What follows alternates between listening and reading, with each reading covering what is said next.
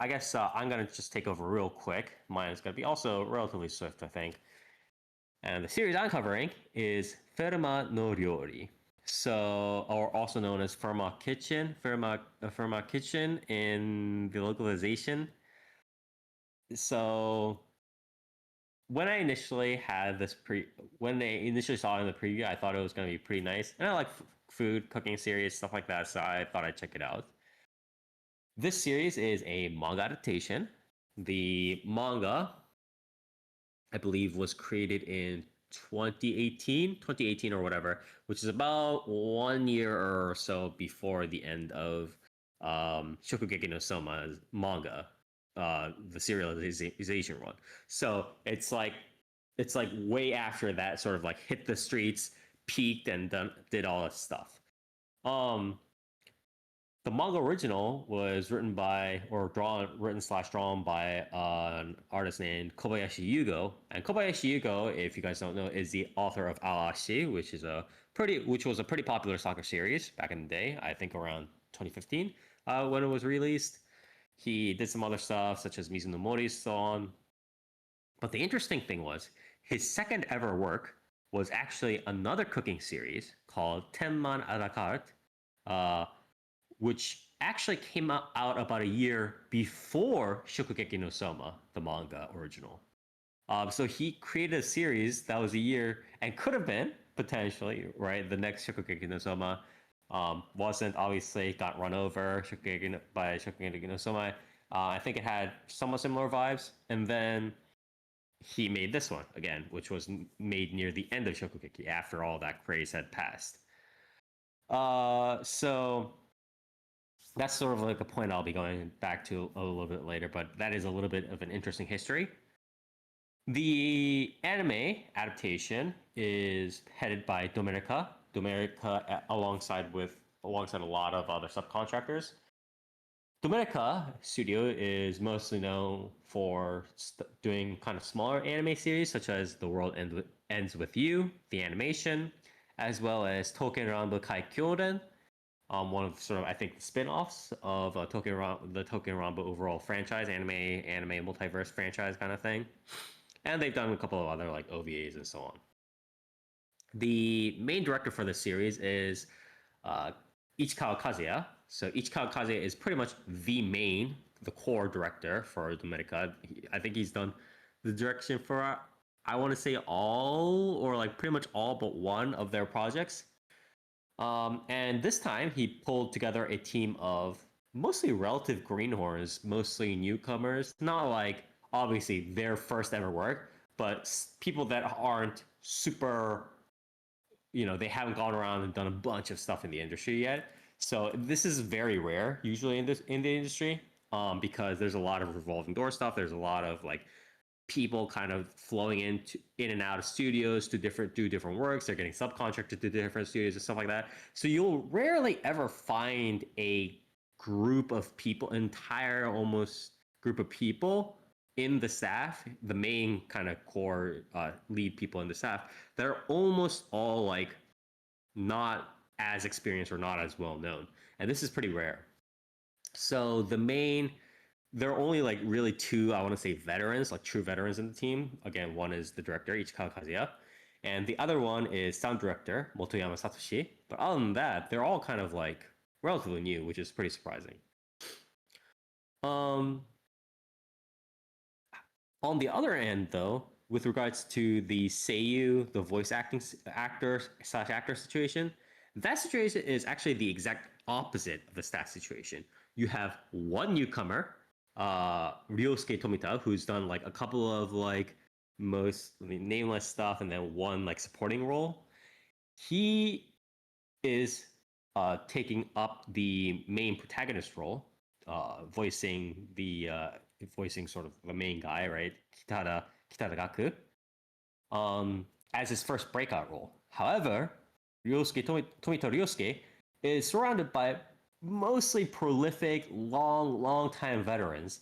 So it's pretty much him versus the world in this like sort of voice acting situation, which is also quite interesting. So again, he's supporting him is Taito Ban, Nagase Anna is probably the least experienced out of this like general lot, although she still has a bunch of experience now.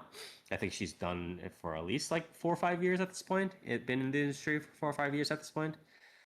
Endo Daichi, Ikezawa Haruna, Furukawa Makoto, Wakayama Shion, Tachibana Tatsumaru, like a lot of these sort of like older, prolific veterans. So a very interesting cast, both on the staff end as well as the voice acting cast end. Going over really quickly with the opening and the ending. The opening theme is Maillard, as in like the Maillard reaction. And this is sung by Oshiki Keigo. So Oshiki Keigo is a Japanese solo male singer-songwriter. This opening kind of ended up being a very casual, a more relaxed J-pop opening.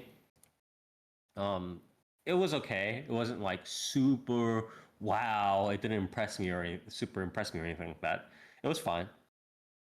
The storyboard is pretty much just photos of like food in the background, plus a certain filter that I had to ask Dark what it was, because I know like people like using that filter for food. So usually they take photos of food and then they'll put this like filter on it that makes it look like blurry and kind of like makes it kind of look like it's been composed of like bejeweled like bedazzled gems and stuff like that. I think Yeah, I it's don't like know. Like I said, I the don't know if combination there's. of Gaussian plus blur or something like that, right? Yeah, I don't know. I don't know if there's specifically a name for it, but it was like it's like a Gaussian filter with with bloom like turned Yeah, up and but you've fucking seen that before, right? It's and very standard. yeah, and like extreme highlights and also like the white like slight vignette as well too Yeah, sometimes. yeah, yeah, yeah, It's very exactly. it's very like what would you call like photo booth to be honest with you, but Yeah, yeah. for fucking Pinterest. food. Like Yeah. But yeah, so it had that in the background, plus some, food stuff drawn at near the end. Very nondescript, nothing to write home about. The ending theme is called Changeover by DXT. So DXT, for those of you who don't know, is a Japanese male idol group in sort of the spirit of K-pop male groups. Is actually being supported by a large Korean media company called CJ Entertainment. The song itself is very standard K-pop male stuff, and the storyboarding is mostly static or like those 2-frame back and forth animations here and there. Overall, it's very whatever. And here, I just want to take a very quick tangent and say I should have started to kind of see this coming after what is it? Sauna Hiruki did Gunjo no Fanfare, right? Fanfare of Adolescence, the one with like the horse jockey boys or whatever it is. And then the opening was done by like a Japanese K-pop group or something like that. And then he did a second one, and then we had also what is it? That Remonster opening that was sung by like a K-pop male dude or whatever. Like I should have started to notice this, but I feel like an interesting phenomenon is happening where a lot of these K-pop male idol groups are, especially the ones that aren't like super famous these days, are because they are still popping up all over the place. They're taking this time to try and make money via the anime industry now because there's so many of them, so they can start singing for the anime openings, and it's becoming this like weird um coexisting kind of effect, and I'm not sure how to feel about it. But I guess the markets just work to bring us this. But I feel like we're gonna get so much more of these just because there are a bunch of K-pop idol boy band people who can sing pretty decently, right? And then there are a bunch of anime openings and EDs that need to be sung. So we'll see. But I'm not sure if I like this trend, but here we are. Uh, Going over the just BGM or sorry audio visuals in general. The BGM is quite good. Again, sound director Motoyama Satoshi did as well as the music guy. I believe the music person is Igarashi Satoki. Satoshi from a subcontractor named Tokyo Logic. They did a pretty good job overall with balancing it and adding the music. I think it's pretty light, focused on the piano a lot, and synergizes pretty well the series and the overall kind of like series, as well as the how that kind of like audio balancing is, and the audio direction itself, sound direction itself is done quite well. Um, Overall, the visuals itself don't quite reach the heights of something like a Shokugeki or Nosoma or Kofuku Graffiti in terms of just like things flying everywhere and animating and stuff like that, while still maintaining its higher quality. Just because I think, you know, they didn't throw that much money at the studio, right? They threw probably a decent amount of money, but probably not that much money. But I will say that the static food designs, right, the static food porn, plus the character designs, plus the sort of the standard animations that you see for a slice of life series such as this, like the talking and the moving, the tripping, stuff like that. They hold up quite well throughout the entire episode. So I was very impressed, because usually it's like you'll have maybe one omelet sequence, one thing where they're like cutting into a tamagoyaki and it's like it's like floofy, or like one fish thing where they put a stab a fork into it and the fish flakes come out and stuff like that, and that's it. But they have like multiple scenes of these like throughout the episodes, and they're all done quite well. And they also, I just want to also add like additional points when they start drawing like the chibi or the characteristic designs of the character models. They also come out pretty nicely in terms of quality. So they did the art team, the animation team side of the team did a pretty good job of it. So plus points for that for sure. So the general story here, going into the story finally. The TLDR is Kitadagaku, who is the main character. He's like good at mathematics, and then he's kind of just like, he's in the grind set. He's going into the math Olympiad like qualifiers and finals and stuff like that. But he kind of stumbles, right? Because he's like he kind of panics. He's not in a good headspace, blah blah blah, and eventually he just backs out of doing the math Olympiad. But while working, while being in, I believe, like this luncheon, the college, working at the college kitchen cafeteria place, right?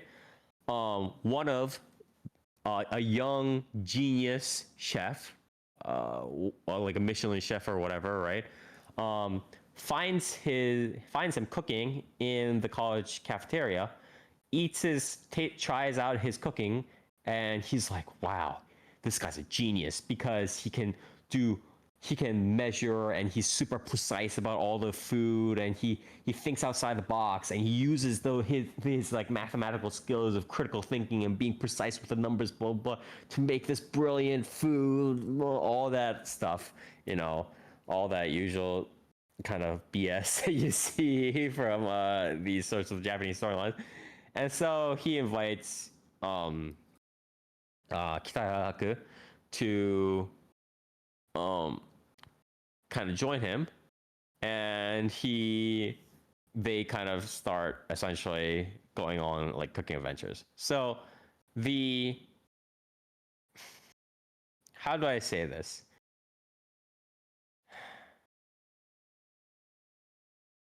I don't really understand why the math part exists.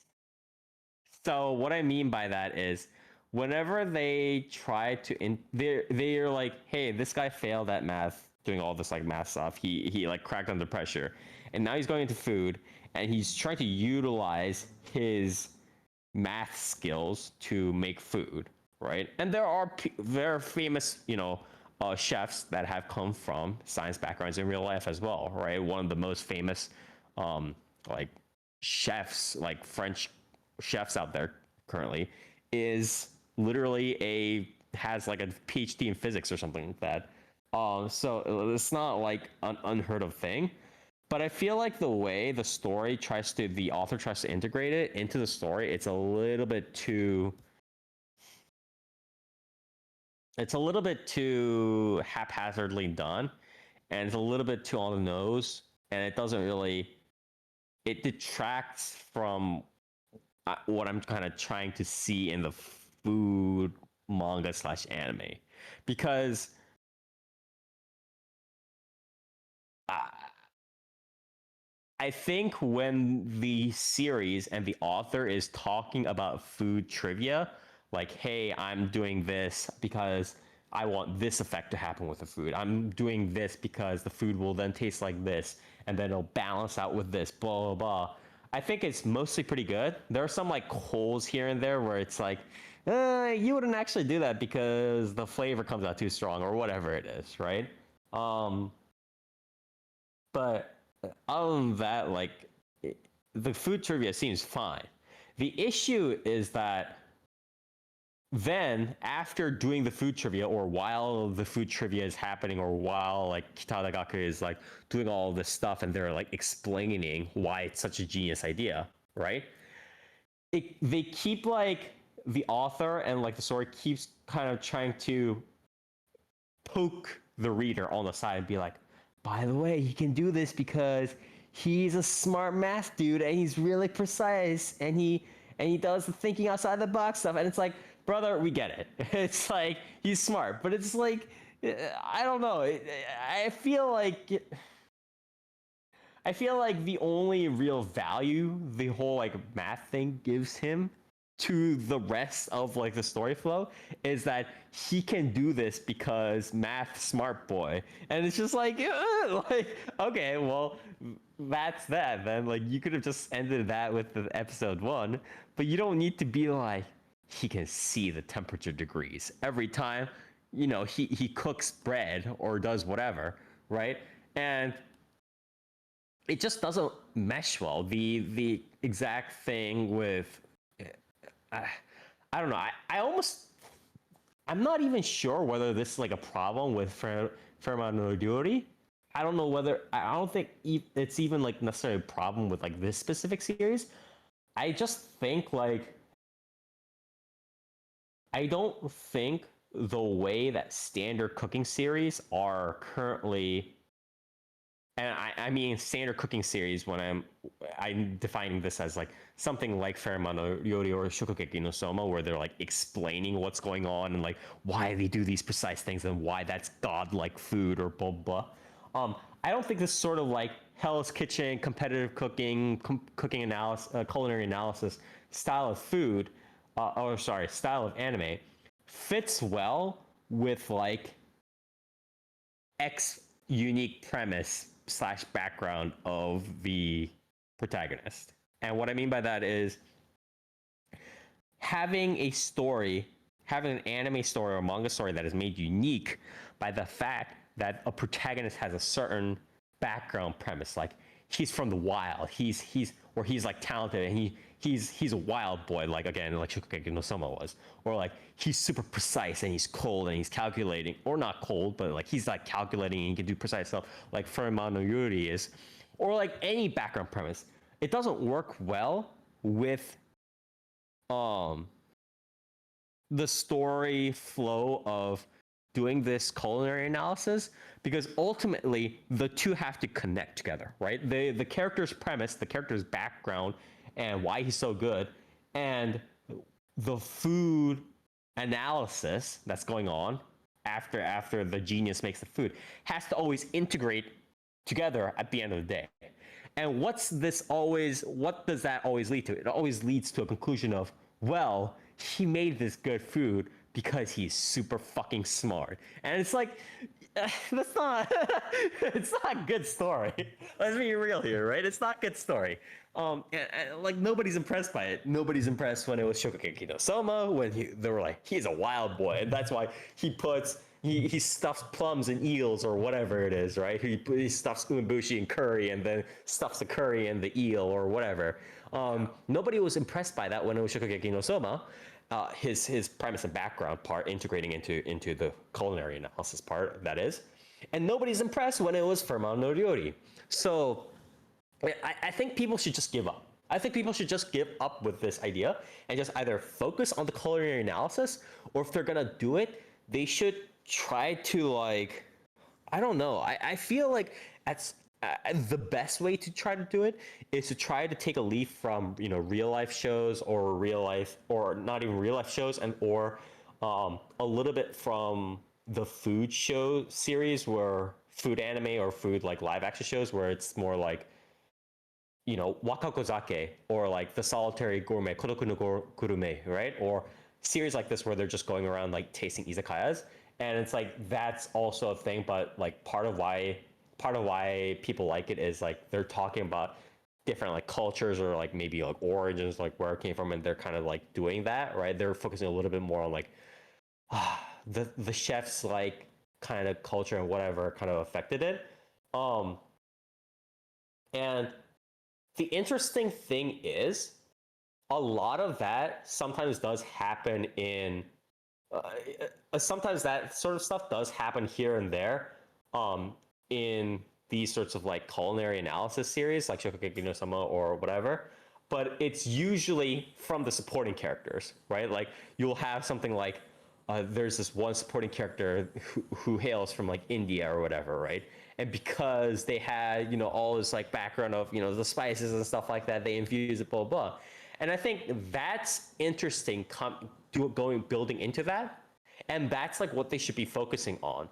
But it's always like the protagonist always has to be this like, oh, I'm just wild and super smart, and that's why this food is good. Or it's like, that's not exciting. Like, what the fuck? Like, I don't want to hear that shit. Like, I don't want to hear this guy is really good, and that's why the food is good. Like, bro, we already know. That's why you have this anime. Bro. Yeah, yeah.